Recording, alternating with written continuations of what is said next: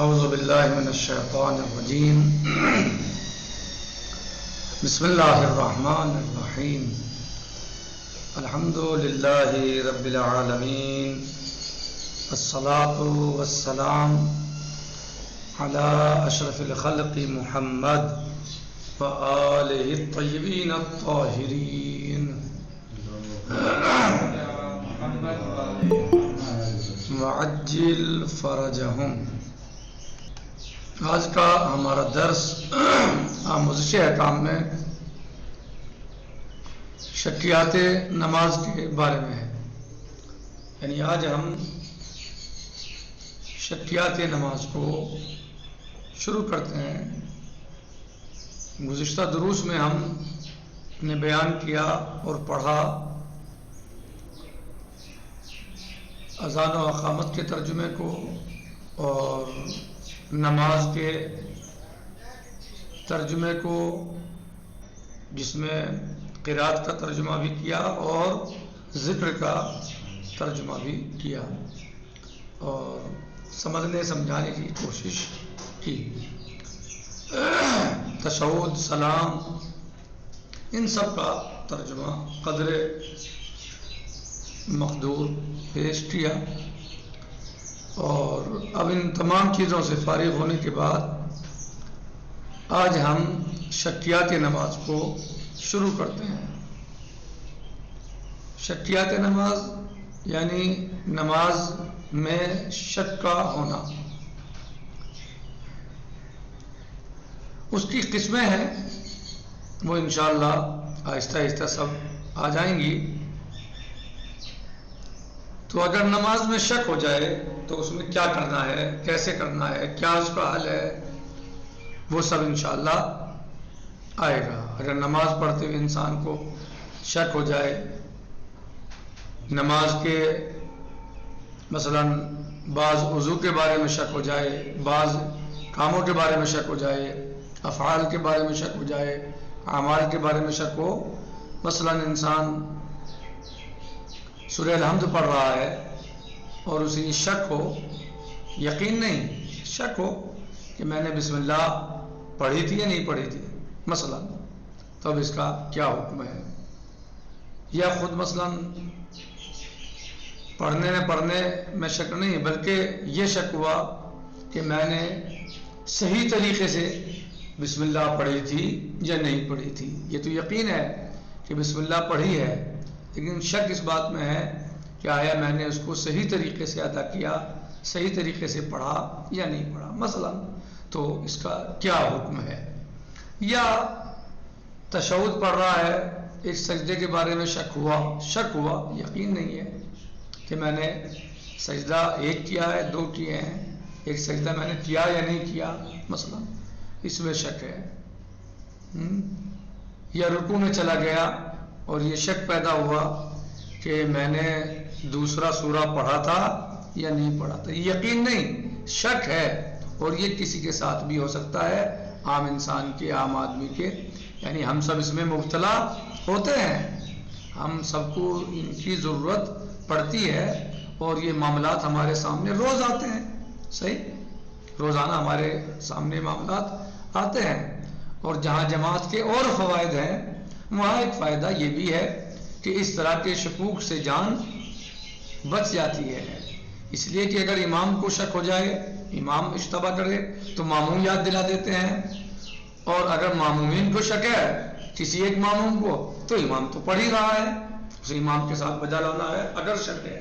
تو جماعت میں، نماز جماعت میں، جہاں نماز جماعت کے اور بہت سے فائدے ہیں، ایک فائدہ یہ بھی ہے کہ مامومین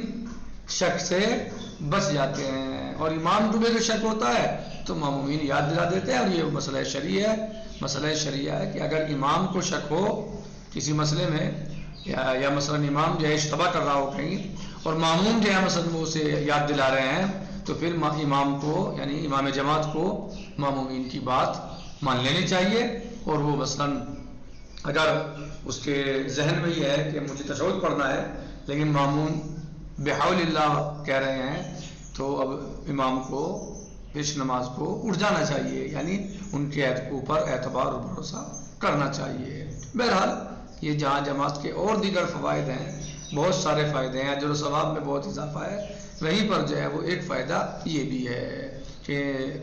شکیات میں فائدہ ہوتا ہے اور انسان پھر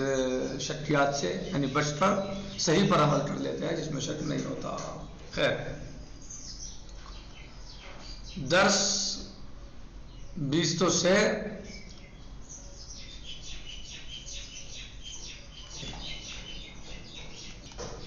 یہ کہنا ہے کہ درس 20 تو سے 20 تو 4 شکیات نماز، یہ 23 درس نمبر 23 اور 24 شکیات نماز کے بارے میں ہے، وہ شکوک جو نماز میں ہوتے ہیں۔ گاہی ممکن است نماز گزار در انجام جزئی از نماز شک کند، کبھی یعنی یہ ممکن ہے کہ نماز گزار یعنی نمازی در انجام جزئی از نماز کے کسی جز کو انجام دینے کے بارے میں، در انجام جزئی جز کو انجام دینے میں یعنی انجام دینے کے بارے میں، از نماز میں شک کنات شک کرے، یعنی نماز کے بعض جز کو یا کسی جز کو انجام دینے کے بارے میں کیا کرے؟ شک کرے۔ صحیح، مثلا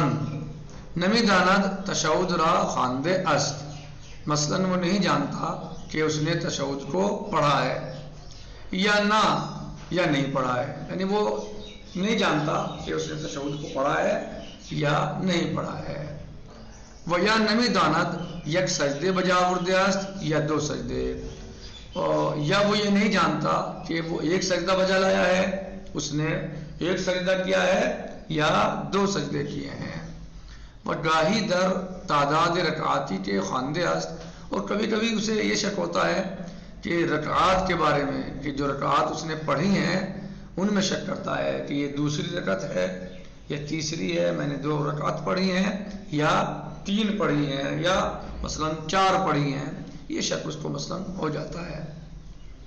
مثلا نمی داند اکنون مشغول رکعت سوم است یا چہارم، مثلا وہ یہ نہیں جانتا کہ اس وقت وہ تیسری رکعت میں مشغول ہے یا چوتھی رکعت میں، وہ نہیں جانتا اس بات کو۔ برائے شک در نماز، یعنی سمجھ میں آ گیا نہیں ہے کیسے شک ہوتا ہے نماز میں انسان کو؟ یہ روزانہ کا مسئلہ ہے اور آپ سب یا ہم سب اس میں مبتلا ہو جاتے ہیں اور ہو سکتے ہیں، یعنی اس طرح کے شکوک ہوتے ہیں نا۔